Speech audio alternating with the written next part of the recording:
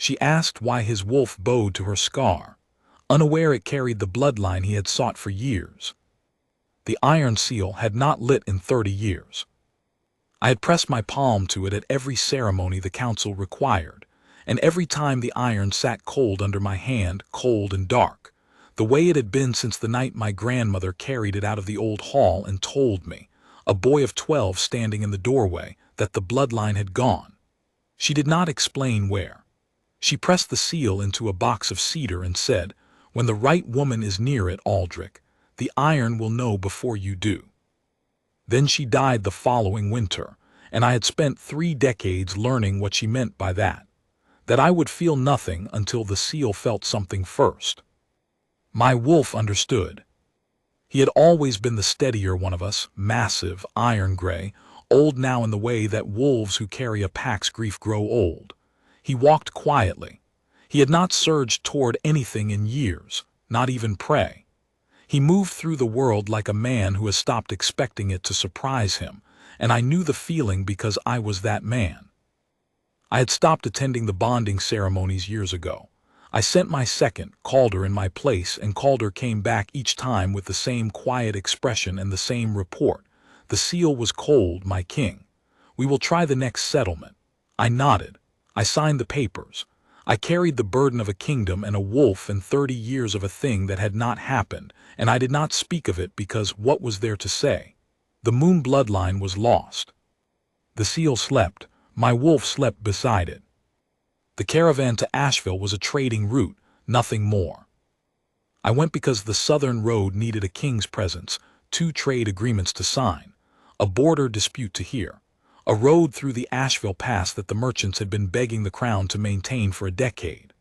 I brought 20 men and the iron seal in its cedar box because Calder had looked at the route and said quietly, without quite meeting my eyes, "Asheville is a walled town on the old southern migration path, my king.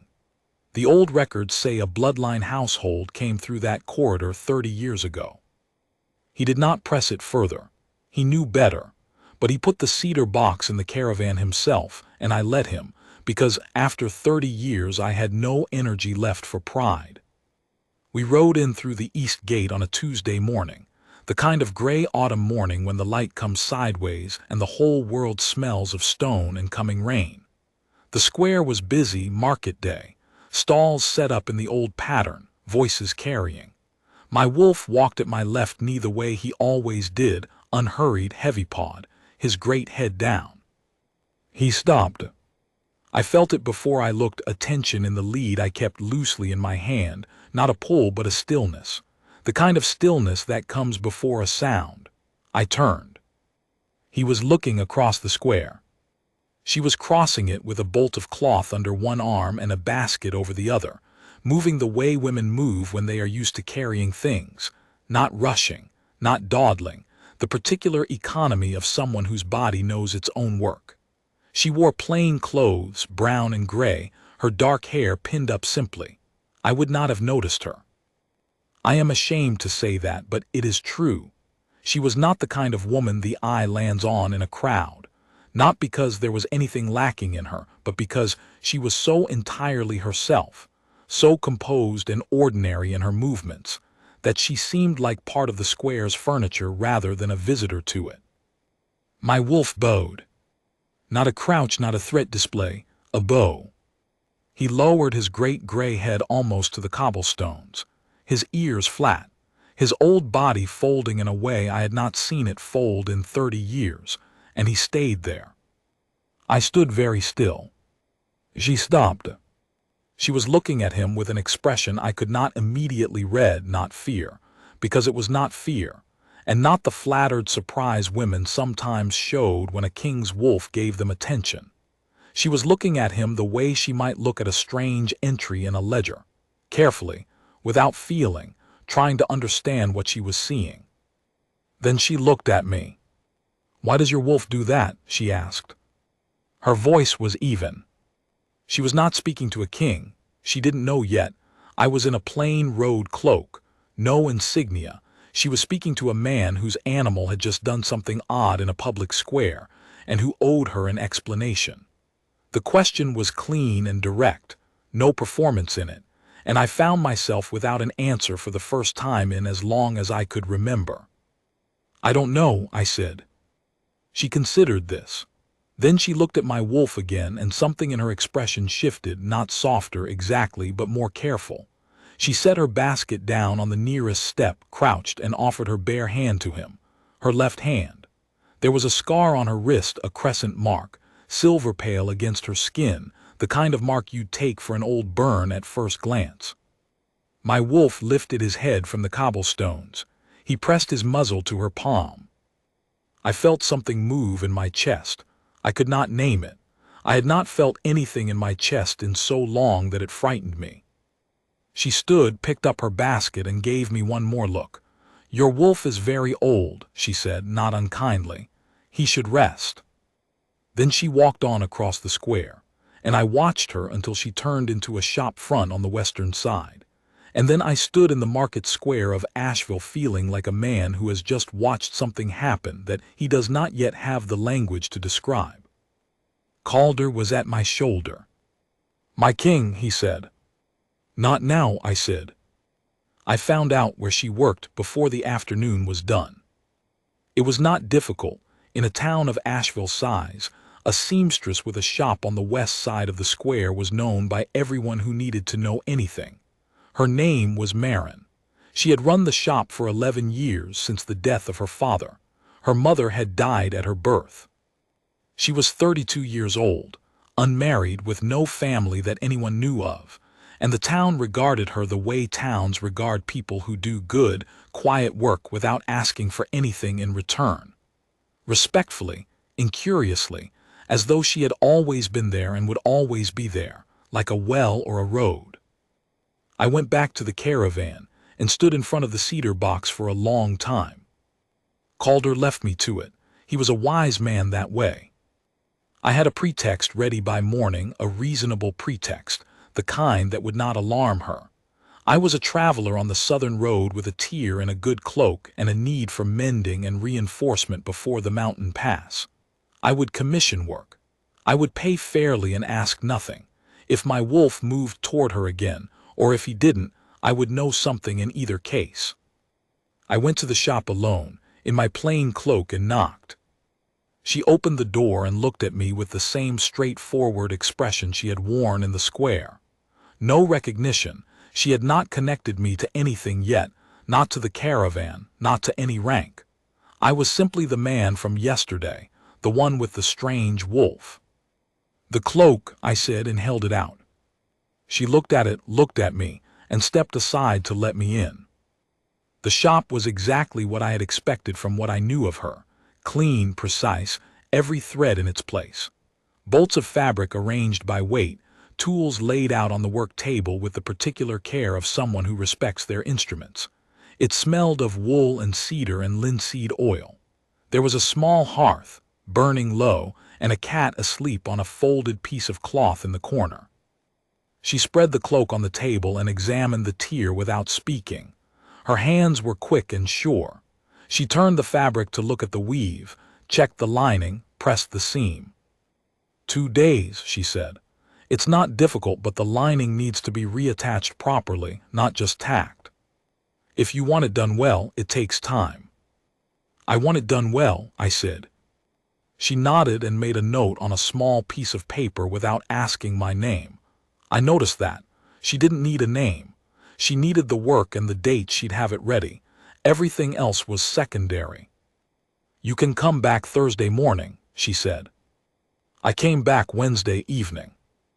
I came back because my wolf had spent Tuesday and Wednesday mornings sitting at the entrance to the alley that led to her shop's back door, which I was fairly certain she had not noticed. He would not be moved. I had tried twice, and he had simply looked at me with the expression of an animal who has decided that this particular argument is over. She opened the back door at some point in the evening to take in a delivery of thread, found my wolf sitting on her step, and stopped. She looked at him for a moment. "You're the same wolf," she said. He regarded her steadily. She sighed in a way that was not quite exasperated, more resigned, the sound of a woman who has made peace with the fact that the world will occasionally do things she does not understand, and she said, "All right, come in then, but don't touch anything." He came in. I watched this from the alley and then had the very strange experience of knocking on the back door of a seamstress's shop in a walled trading town in order to retrieve my wolf, who had apparently decided he lived there now. She opened the door, looked at me, looked past me into the empty alley and said, "He followed you." "He tends to go where he wants," I said, which was the most honest thing I had said in some time. Something in her expression changed, not softening, but adjusting, the way a careful mind adjusts when new information arrives. "Come in," she said, "since he won't leave without you." The shop was quieter at this hour, the work lamp burning on the table, the cloak half mended in front of it. She offered me a chair with the manner of a woman who has decided she might as well make the best of a strange situation, and she went back to the cloak without further ceremony. I watched her work. I did not speak for a long time, and she did not ask me to. The cat woke up and considered my wolf from across the room. My wolf watched her hands. "The scar on your wrist," I said eventually. "How long have you had it?" She paused only a fraction of a second, the hesitation of someone who has been asked this before and finds the question mildly tedious rather than threatening. "All my life," she said. "I was born with it. My father said it was a birthmark, but it looks like a scar." She turned her wrist briefly toward the lamp without stopping her work, and there it was, the crescent, silver pale, precise, the curve of it too perfect for an ordinary scar. I knew the shape. I had seen it in my grandmother's notes. My chest did the thing again that I could not name. My wolf, across the room, stood up. "Does it trouble you?" I asked. She glanced at it with the impartial eye of someone examining a slightly unusual feature of the furniture. "No," she said. "It's always been there. I hardly notice it." She did not notice it the way she did not notice many things about herself, not because she was incurious, but because she was so entirely present in her work, her day, her town, that the mystery in her own body had been sitting quietly beside her for 32 years, waiting for someone to come along and name it. I did not name it that night. I was not certain enough. I said good night, took my wolf with some difficulty, and went back to the caravan, where Calder was sitting outside his tent in the dark waiting for me. "The cedar box," I said. He went and got it. I had not opened the cedar box in 4 years. The last time I had opened it was at a bonding ceremony in the north, and the seal had sat cold in my palm the way it always did, and I had closed the box and told Calder that this would be the last time, that I was done with ceremonies, that I was 63 years old and my wolf was old and the bloodline was gone and I was finished. I had meant it. I opened the box now in the dark of the caravan with no ceremony at all, just me and Calder and a lantern, and looked at the iron seal. It was a simple thing to look at. A disc of dark iron, old enough that the metal had taken on a slightly different shade at the center, the old mark pressed into its face, a crescent inside a ring of wolves. My grandmother had held it before her mother before her, all the way back to the founding of the line, and it had lit for each of them when the right woman was near. It sat cold in my palm. I put it back in the box. "Tomorrow," I said. Calder nodded. I went to the shop in the morning early, before the market started. She was already at work when I knocked. She opened the door with a piece of chalk in her hand, and a look that said she was prepared to deal with another unexpected visit from a wolf and its owner, as though it were simply another task on the morning's list. "Your cloak is ready," she said, and turned to get it. "I'd like to show you something first," I said. She turned back. She looked at me with that careful, patient expression, and I understood that she was a woman who had spent 32 years being precise and steady because that was what her life required, and that if I said something to her that turned out to be untrue or foolish, she would simply note it and carry on. There was something deeply restful about this. Most people I spoke to performed their attention. Hers was simply there, like a clean tool on a table. I took the cedar box from under my arm and opened it. The seal sat in its bed of cedar wool. I held it out to her. "Would you touch this?" I said. "Just the center with your left hand." She looked at the seal. She looked at me. There was a pause, the particular pause of a sensible woman, deciding whether the situation had become strange enough to require a different response. "What is it?" she asked. "Something old," I said. "It belongs to my family. It's been in a box for a long time. I want to see if it responds." She raised her eyebrows a fraction. Then she looked at the seal again. She reached out with her left hand. I watched the crescent scar come level with the iron and touched the center of the disc. The seal glowed. Not the blaze I had half dared to hope for. A glow low and silver, like the first light of a moon rising, steady and unmistakable, and coming from the iron itself where her fingertip rested. The crescent on its face lit. The ring of wolves around it lit, one by one, as though waking in sequence. She did not pull her hand back. She watched it. Her expression was the most extraordinary thing I had seen in 30 years, not alarm, not awe, not the performance of feeling. Pure, clean attention. She was looking at the glowing iron the way she looked at a seam she wanted to understand. "What does this mean?" she asked. My voice, when I found it, was not steady. "It means I've been looking for you," I said, "for a very long time." She looked at me. She took her finger off the seal. The glow subsided, not immediately, but slowly, the way a coal subsides when the air changes, still present but muted. The crescent on the seal's face remained faintly lit. It had not been even that in 4 years. "You better explain," she said. I explained. I sat in her shop with the cedar box on the work table between us and the cloak folded beside it, and I told her the truth in the order that seemed most honest. The seal, the bloodline, my grandmother's notes, 30 years of silence, the southern migration records that Calder had found, and then the square yesterday morning, my wolf bowing and her wrist. She listened the way she did everything, completely, without interruption, without performance. When I had finished, she was quiet for a moment. Then she said, "My mother died when I was born. My father told me nothing about her family. He said there was nothing to know." "Your father may not have known," I said, "or he may have been protecting you." She looked at her wrist, at the crescent scar, which had not changed in 32 years, and which had been, all this time, the iron seal's mark in her blood, the sign of a bloodline that had run quiet and hidden through the southern corridors of the kingdom. One woman's line kept secret to keep it safe from a time of conflict that was long past, the secret maintained by habit and by grief, until there was no one left who knew why it was being kept. "There is someone who knows more than I do," she said. I waited. "Else," she said, "she delivered me. She's 83 and she lives on the north end of this town, and she has never, in 32 years, asked me about this scar. People who don't ask about things are people who already know the answer." She stood, she put on her coat. She looked at me with a calm I found almost difficult to look at directly.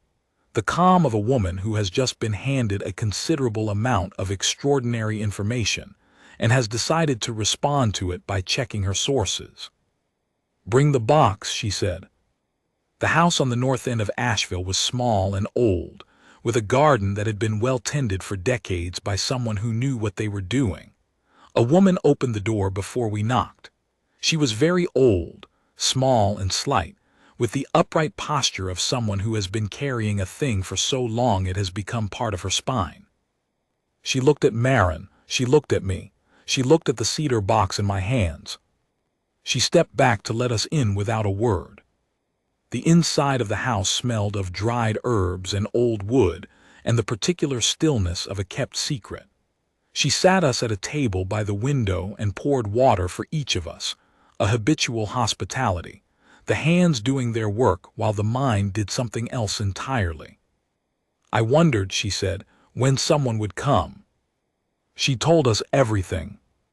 Marin's mother had come through Asheville 33 years ago, already heavy with child, running from nothing in particular. No one was chasing her. She was not in danger, but running from the life she had been living in the North, which was a life she could not continue without exposing the bloodline she carried. The bloodline was old and had always been old, but it was not safe to declare it in the years of the northern conflicts. So she had run south, and she had come to a quiet walled town on the trading road, and she had met a soldier, a good, honest man who loved her without asking too many questions.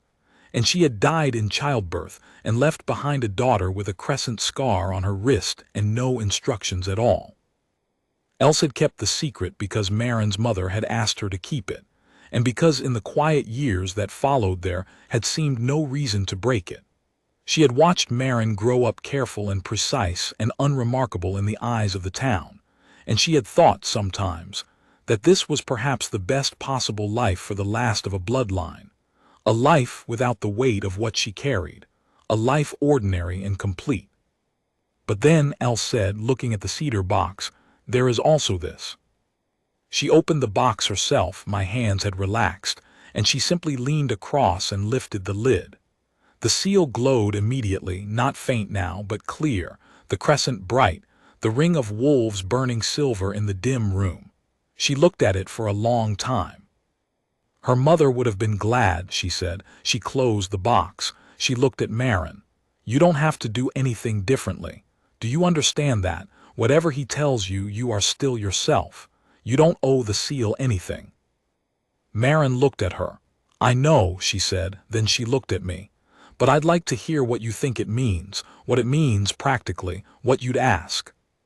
I told her plainly, the way I would want to be told something that would change my life, what the bond would mean, what the seal's recognition would mean to the pack, what it would mean to me. I told her that I was 63 years old and had been waiting for 30 years and was not disposed to perform certainty about anything, but that when my wolf had bowed to her in the square, I had felt something move in my chest that I had not felt in as long as I could remember, and that whatever the seal said, whatever the bloodline said, that was the thing I was most certain of. She listened. She looked at her hands. You're asking me to come with you, she said. I am, I said. You'll give me time to think, she said. It was not a question. As much as you need, I said. She looked at Else. Else, who had kept a secret for 32 years and never once asked whether the keeping had been the right decision, was watching Marin with an expression that was not quite guilt and not quite relief, but something between them, something that looked like the end of a very long wait. Thursday, Marin said. I'll give you an answer Thursday. Come to the square. I went back to the caravan and did not sleep much. My wolf slept immediately, with the ease of an old animal who has settled something that has been unsettled for decades. He lay down on the caravan floor and breathed slowly in the dark, and I watched him and thought about what 30 years of carrying a grief quietly does to a thing. How it doesn't destroy it, how it makes it patient instead, how patience is not the same as resignation but can look very much like it from the outside, and from the inside too, sometimes. I thought about Marin. I thought about the way she had stood in the square with a bolt of cloth under her arm and looked at my wolf with no fear and asked me a direct question. I thought about the shop, the tools arranged with care, the chalk in her hand. I thought about the way she had listened, her eyes steady on mine, making no performance of understanding but simply understanding. I thought about what she had said to Else. You don't owe the seal anything, and the way she had said it, not as a reminder but as a statement she had already lived by without knowing she was living by it. She had been herself her whole life. No one had told her she was anything other than a seamstress on the west side of the square in a walled trading town, and she had taken that and made a life from it that was precise and sufficient and entirely her own. And somewhere in the middle of that life, running through her blood without her knowledge, was a thing that had been waiting 30 years to be recognized. I thought about what my grandmother had said. When the right woman is near it, Aldrich, The iron will know before you do. She had been right. The iron had known in the square. My wolf had known before the iron.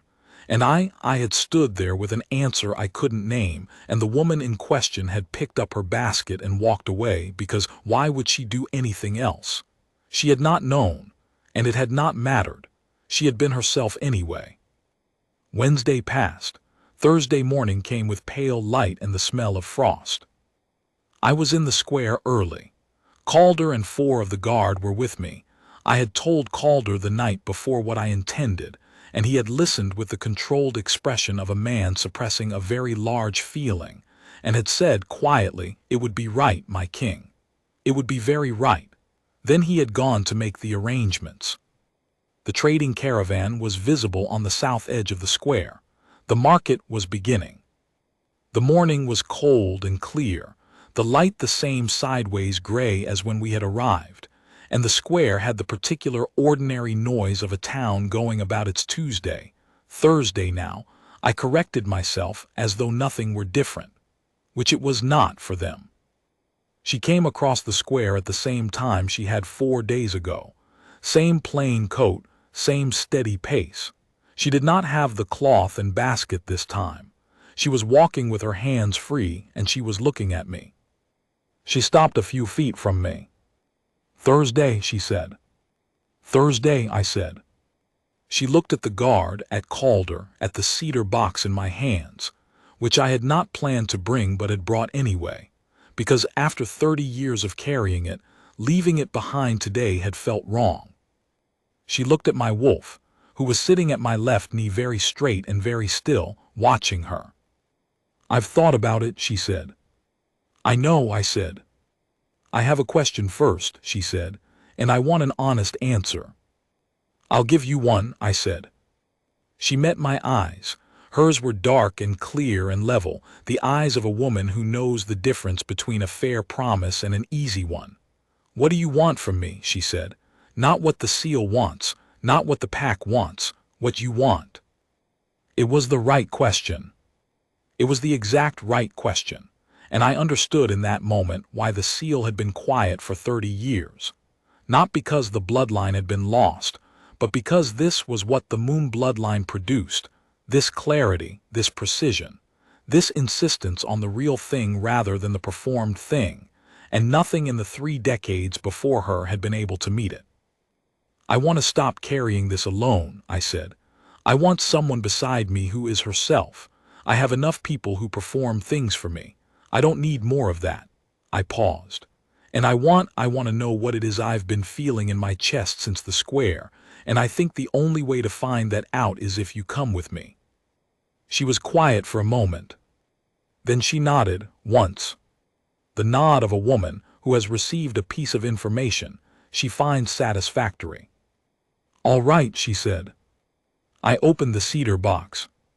I did not plan it, or I planned it without knowing I was planning it, because my hand simply did the thing and my mind followed. I lifted the seal from the cedar wool and held it out, not for a ceremony, not for a declaration, simply for what it was. The thing that had waited and the woman who had always been herself, and the space between them that was now, at last, closed. She pressed her palm to it. The square went quiet in the way that things sometimes go quiet, not from silence but from attention, every person nearby somehow aware that something was happening without knowing what. The seal blazed. Not the low glow of the shop, not the faint light of the night in the caravan. A full silver blaze, the crescent burning, the ring of wolves lit all at once, the iron warm in my hand for the first time in 30 years. The scar on her wrist blazed with it, and then it changed, the crescent deepening, shaping, the mark rising full and complete along the curve of her wrist in the silver blue of the moon bloodline, settled and certain and done. My wolf bowed, not the tentative thing in the square, fully, completely, his great gray head to the cobblestones, and he stayed there. Calder and the guard went to one knee without being asked. The town, the market, the stalls, the ordinary Thursday morning of Asheville stopped. People stood holding baskets and bags of grain and lengths of rope, looking at the woman in the plain coat, standing in the center of the square with her palm pressed to a blazing iron seal, and the seal blazing back, and the king of Varenmark standing with it. I looked at her. Her expression was the same one she had worn when she first touched the seal in the shop, pure, clean attention, looking at a thing she wanted to understand. There was something filling up behind her eyes, though not quite wonder, not quite recognition, but the particular feeling of a thing that has always been in you being called by its correct name for the first time. She looked up at me. I spoke her name, Marin. In front of the guard, in front of the caravan, in front of the town of Asheville and the morning market and the cold, clear sky. I said her name the way you say the name of something you have been looking for, not loud, not with performance, simply with the weight of the time it had taken to get there. The seal blazed brighter for a moment. Then it settled, still lit, but steady, the way a fire settles when it has found its hearth.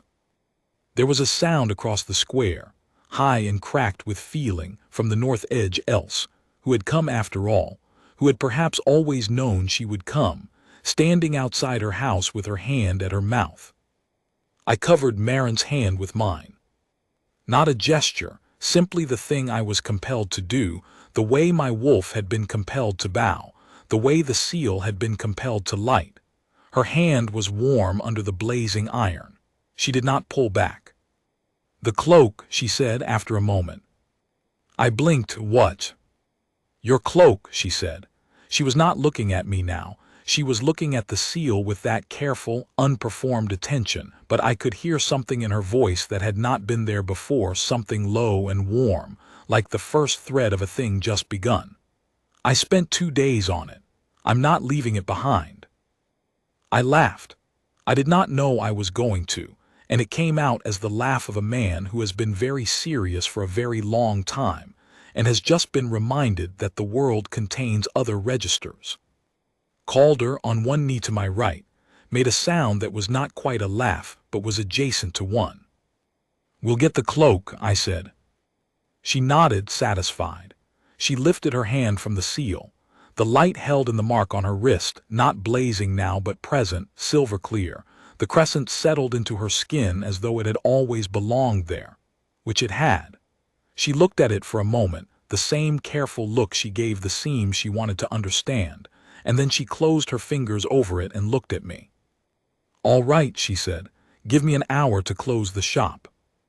We rode out of Asheville the next morning, the full caravan, the road north through the mountain pass where the autumn had already taken hold, and the first light came cold and clean across the high stone. Marin rode beside me, not performing it, not sitting as a queen in a procession, simply riding the way she did everything, steady and present, her hands easy on the reins. My wolf ran ahead of the caravan and came back, ran ahead again.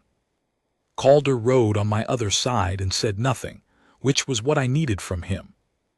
I had 30 years of searching behind me and a woman beside me who had not been looking for anything, who had been precisely and sufficiently herself in a walled trading town on the southern road, and who had nevertheless been carrying all this time the thing the seal had been waiting to find. She had not known. It had not changed her. She was the same woman who had looked at my wolf in the square with a clear eye and asked me a plain question, the same woman who had set her basket on the step and offered her hand without making a performance of the offering. The mark on her wrist caught the morning light as she turned her hand on the reins, silver clear, the crescent full. She noticed me looking. "Does it change anything," she asked, "about what you said in the square?" "No," I said. She nodded. She looked ahead at the road. "Good," she said, and that was the end of it or the beginning of it, depending on how you count. My wolf came back from the head of the caravan and settled into a pace beside her horse. Old and gray and patient, and finally, after 30 years of carrying a pack's grief in his great quiet body, finally done with waiting. He had known before I did. He had known in the square on a gray Tuesday morning, when a woman crossed it with a bolt of cloth under her arm, carrying a secret in her blood that she had not known was there, and he had bowed to it the way old things bow when they have been waiting a very long time, and the waiting is over at last. The road went north. The light came wide and cold across the high pass. And I rode with a woman who had been precisely herself her whole life, who had asked me the exact right question, and listened to my answer and found it satisfactory, and who was now riding beside me with the same steady hands and the same clear eyes, carrying what she had always carried. Only now she knew its name. That was enough, that was everything.